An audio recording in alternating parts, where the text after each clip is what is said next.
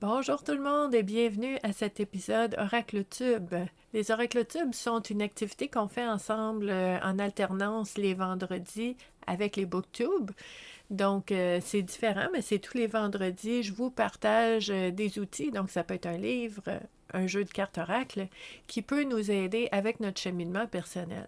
Ce qui est intéressant avec les Oracle Tubes, c'est que je vous partage différents jeux de cartes Oracle aux 2 semaines en lien avec le cheminement personnel. Donc, ça veut dire que même si l'auteur nous parle de divination ou d'une autre façon d'utiliser ces cartes, moi, je vous propose comment utiliser les différents jeux de cartes pour mieux se connaître, mieux se comprendre, pour faire des prises de conscience qui peuvent avoir un impact dans notre quotidien, qui peuvent changer notre façon de voir les choses, changer notre façon de prendre des décisions, de faire des choix, parce qu'on a pris conscience de quelque chose de nouveau qu'on porte en nous ou d'une valeur qu'on ne savait pas qui était là. Donc, tous différents éléments du cheminement personnel qui peuvent être enclenchés par le contact avec une thématique qui ressort d'un jeu de cartes oracle. Donc, il y en a vraiment beaucoup des jeux de cartes oracle, puis en fait, je vous en présente des différents à chaque fois. Et aujourd'hui, je vais vous présenter l'oracle du chemin de vie, très beau boîtier, de Valérie Dufour et Valérie Saucez. Donc, on a un beau jeu de cartes ici, un gros boîtier, et on nous dit l'oracle du chemin de vie est un jeu de 44 cartes, vous permettant un tirage pour une prédiction à une seule carte, très facile à utiliser. OK. Donc, on parle de prédiction, on parle de divination. Puis c'est correct parce que les différents jeux vont avoir différents objectifs. Je vais vous montrer, en fait, on va explorer, on va regarder comment on peut l'utiliser comme l'auteur nous propose de l'utiliser, mais je vais vous montrer aussi comment on peut l'utiliser à la façon vivre à coup de cœur pour un cheminement personnel. Donc, on nous dit, laissez votre main choisir une carte. Si vous tirez la carte numéro 3, qui est un oui, ou la carte numéro 4, qui est un non, il vous sera possible d'en choisir une autre pour approfondir la réponse à votre question. Prenez son contenu pour un conseil de mise en garde ou, au contraire, un encouragement. Bon tirage à vous! Donc déjà sur le boîtier, on nous propose une façon d'utiliser le jeu de cartes. On va l'utiliser comme ça, mais je vais aussi vous montrer comment on peut l'utiliser autrement. Ce que j'aime avec ce boîtier-là, c'est qu'on a des exemples des cartes, parce que souvent, quand on va au magasin ou dans les boutiques, les boîtiers vont être scellés. Donc, on ne peut pas ouvrir et regarder les cartes. J'aime beaucoup quand il y a un exemple, parce que je peux regarder et dire, OK, oui, ça me parle, ou non, ça ne me parle pas, avant de me procurer un jeu à 25, 35, 50 $. J'aime mieux savoir un petit peu qu'est-ce qu'il y a dedans, si ça vient ouvrir quelque chose en moi, puis que ça vient toucher quelque chose ou pas. Donc, on apprécie beaucoup, beaucoup quand il y a ces exemples-là en arrière du boîtier. Dans le boîtier, on a un petit livret, tout petit. J'ai juste un post-it dedans parce que, en fait, c'est drôle parce que on a, encore une fois, comment utiliser ce jeu de cartes. Donc, ça répète qu'est-ce qu'on a ici. Puis après ça, je vous dis, là, il n'y a rien d'autre à part les cartes en couleur avec la proposition de réflexion que moi je dis toujours. Donc, on a l'image en couleur avec la proposition de réflexion. C'est super simple, là. Puis moi, j'aime ça parce que... Attendez un petit peu, je veux que vous voyez comme il faut, là. OK. Donc, j'aime ça, en fait, parce qu'il n'y a pas trop d'informations. C'est juste une petite proposition de réflexion. Puis ce que ça fait, c'est que ça nous laisse de la place à nous pour notre propre interprétation et qu'est-ce que ça veut dire pour nous. Donc ça, j'apprécie beaucoup parce que dans mon approche de cheminement personnel, c'est pas nécessairement ce qui est écrit dans le livret qu'on va utiliser comme étant notre réponse venant de l'extérieur, c'est plutôt au contact avec une carte. On va explorer la thématique et on va voir émerger en nous des images, des souvenirs, des liens peut-être, des rêves qu'on a oubliés, des blessures qu'on porte encore. Et à ce moment-là, le tirage de cartes devient très, très, très personnel. Et c'est là que ça devient un outil de cheminement personnel parce que c'est pas nécessairement tout le monde qui pige telle carte qui va avoir telle réponse, telle réflexion, tel résultat. C'est pas tant ça. Dans moi, ce que je vous propose, c'est d'aller voir ce que ça veut dire pour vous, puis ça va peut-être être très différent de ce que ça veut dire pour quelqu'un d'autre, et c'est correct, parce qu'on n'a pas toute la même vie, on n'a pas toutes les mêmes valeurs, on n'a pas toutes les mêmes blessures, on n'a pas tous les mêmes besoins.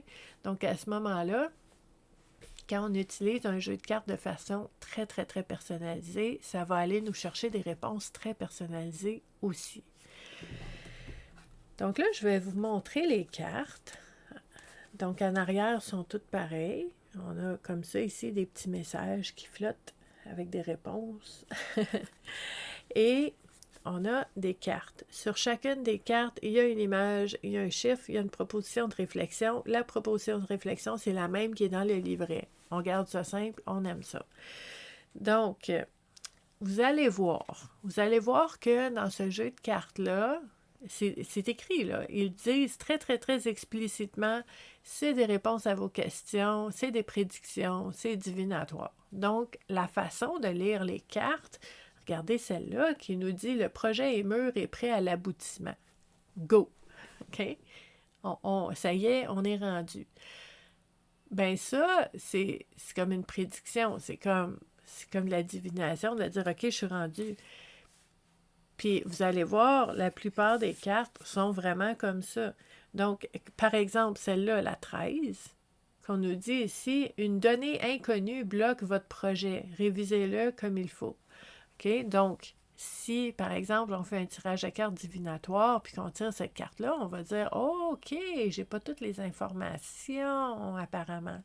Donc, je devrais aller poser des questions, valider, je devrais réviser mon projet, je devrais revoir, revalider, parce que, visiblement, une donnée inconnue bloque mon projet. Je vais essayer de creuser puis d'aller trouver c'est quoi. » Donc, on a des réponses quand on explore avec le jeu de cartes de façon divinatoire, mais on peut aussi utiliser un jeu de cartes comme ça pour notre cheminement personnel. Donc, on va faire un exemple.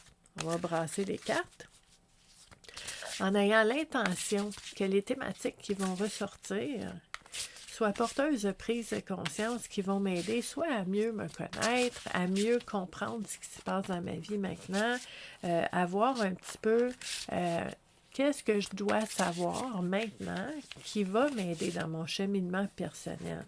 Donc, on va sortir des cartes et on va voir ce qui sort. OK? Puis là, je sais que c'est pas toujours facile, c'est pour ça que je vous fais l'exemple, mais on a des cartes et sont très, très, très axés prémonition, prédiction, divinatoire. Là, on va faire une gymnastique mentale et on va faire abstraction de tout ça, puis on va dire, OK, comment je peux utiliser chacune de ces cartes-là pour m'aider dans mon cheminement personnel. OK. Donc, la première carte qui est sortie, la carte numéro 6. C'est écrit « Attention aux personnes qui vous entourent, ne parlez pas de vos projets. » OK? Attention aux personnes qui vous entourent, ne parlez pas de votre projet. Ça, on pourrait la prendre vraiment comme une réponse au niveau d'un tirage de cartes divinatoire. Moi, si je tirais cette carte-là, dans un but, un objectif de cheminement personnel, je dirais « OK. Attention aux personnes qui vous entourent, ne parlez pas de vos projets. » Est-ce que, là, je me poserais la question, est-ce que dans mon projet en ce moment, j'ai besoin de parler à quelqu'un? Est-ce que j'ai besoin d'avoir un conseil, un avis? Est-ce que j'ai besoin d'avoir un partenaire, un collaborateur, quelqu'un qui va m'aider, qui a des compétences, des aptitudes, qui peut m'aider avec mon projet? Et si oui, est-ce que je suis à l'aise de parler à cette personne-là? Sinon, est-ce que j'ai des peurs? Est-ce que j'ai des doutes? Qu'est-ce qui bloque? Si, par exemple, dans mon cheminement personnel, je voyais aussi que le fait de parler à mes proches de mes rêves, de mes projets, peut-être que pour vous, ça amène des doutes, des inquiétudes, parce que les gens à qui vous parlez, ils vont relever tout ce qui pourrait mal aller, puis ils relèvent les inquiétudes, puis les barrières, puis les obstacles possibles. Puis là, peut-être que ça vient vous démotiver. Peut-être que ça vient un peu, tu sais, amener du plat puis du plate là, dans la situation, puis de dire, ouais, peut-être que à partir de maintenant, je devrais faire attention à qui je parle de mes projets. Parce que je veux bien choisir les personnes à qui je parle. Je veux que ce soit des personnes qui, tu sais, qui ont une capacité de recul, qui sont capables de m'écouter sans nécessairement juger, évaluer ou donner des conseils. Est-ce que j'ai besoin d'écouter? D'être écouté, je vais choisir des personnes qui sont capables d'écouter. Si, par exemple, une personne me pose des questions sur mon projet, puis que j'ai vraiment l'impression, ou par l'expérience passée, je sais que ce n'est pas la personne à qui parler de mon projet, je pourrais avoir des réponses très vagues, puis dire, ah, ça chemine, ça s'en vient. Puis de rester dans le vague parce que, avec une carte comme ça, l'idée, c'est de dire que ton projet, il n'est pas encore activé, il n'est pas encore présent, il n'est pas encore manifesté. Donc, à ce moment-là, il est fragile. Et on veut le protéger. On veut protéger notre projet. Donc, voyez-vous comment, avec une carte comme ça, OK? Attention aux personnes qui vous entourent, ne parlez pas de vos projets.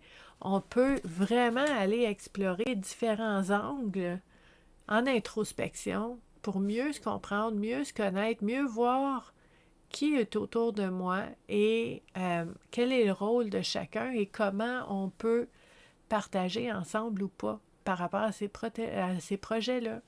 Donc, c'est vraiment des réflexions qui peuvent aider à prendre du recul puis à voir plus clair.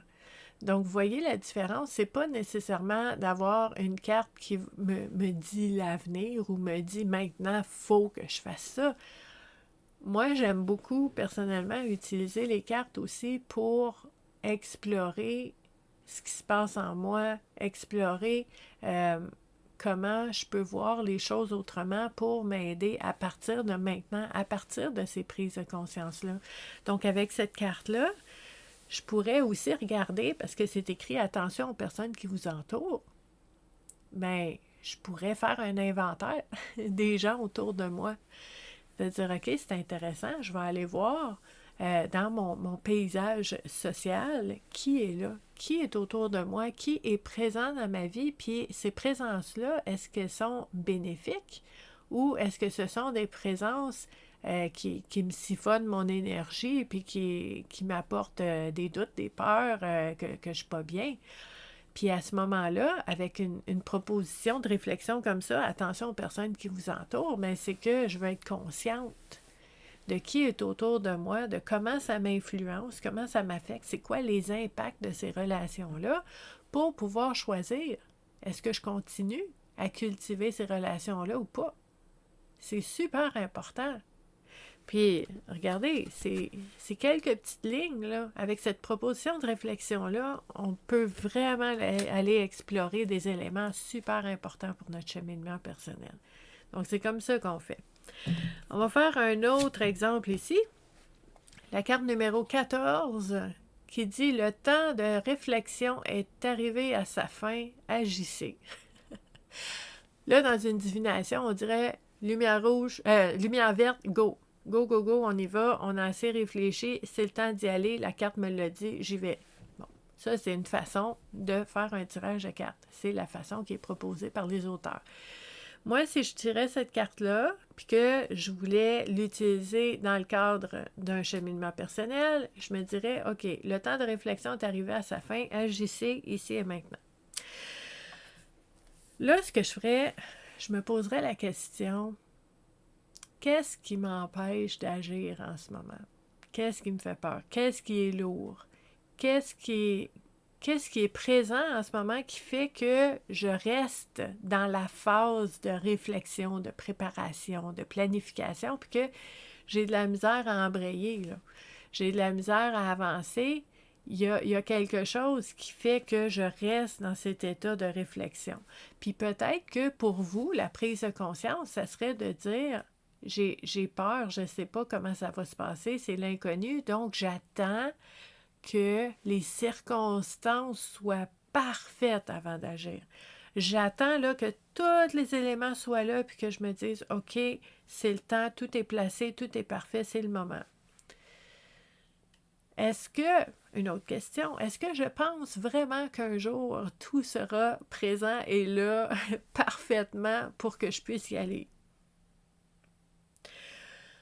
Ou est-ce que je pense que je peux agir, je peux commencer, je peux faire un pas et m'ajuster, m'adapter au fil du temps pour rendre le moment parfait, au lieu d'attendre le moment parfait. C'est des réflexions super intéressantes. Puis ça nous vient d'une carte qui se veut divinatoire, mais quand je pose la question, est-ce que j'y ai assez pensé? Est-ce que je suis assez préparée?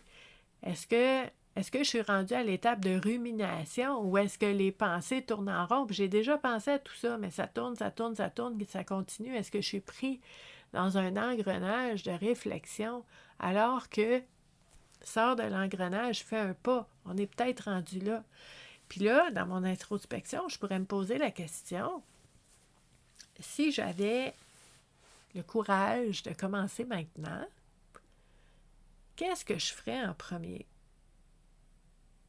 Donc là, on n'est pas en train de se forcer, de se pousser, puis de dire voici ce que je vais faire. Non, non. Supposition hypothétique.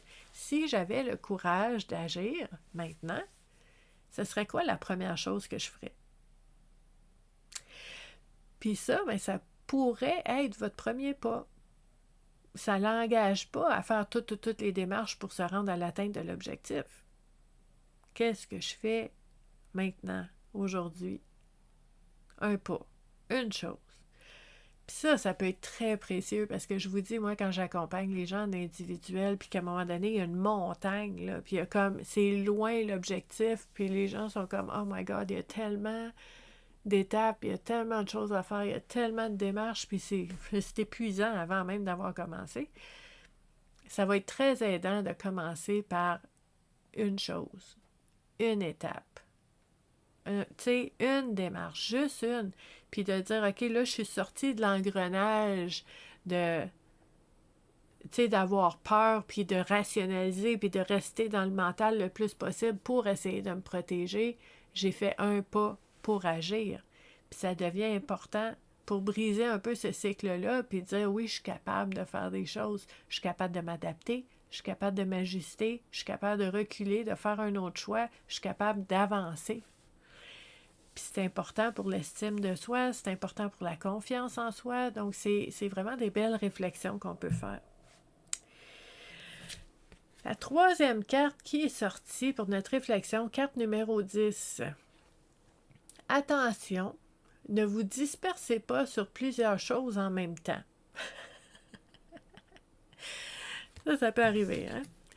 Donc, dans un cheminement personnel sans être divinatoire, on pourrait se poser la question, est-ce qu'en ce moment, je suis en train de m'éparpiller, puis de faire plein de choses en même temps, mais de rien vraiment avancer? Parce que vous savez, ça arrive, hein, ça? Des fois, là, puis c'est pas facile, ça prend beaucoup d'humilité, en fait, pour aller explorer ça, mais des fois, on se rend compte que, hey, on est fatigué à la fin de la journée, là. On a fait tellement de choses, on a tellement, tu sais, on a fait des démarches, on a fait plein d'affaires, mais on se rend compte à la fin de la journée, il n'y a rien qui a avancé parce que on peut courir, puis aller à nulle part. On peut faire du surplace, puis on peut tourner en rond. Tout ça, ça existe. Puis quand on n'est pas conscient, la conscience, c'est super important parce qu'on peut agir. On peut agir sur le pilote automatique, là, faire plein de choses en même temps, là, mais on ne sait même pas qu'on l'a fait. On ne sait même pas qu'est-ce qu'on a fait. On sait juste que j'ai fait quelque chose là-dessus, mais c'est comme tellement pressant, c'est tellement l'urgence d'agir que on finit quelque chose, on est déjà rendu à la prochaine, puis à la prochaine, puis à la prochaine sur la liste.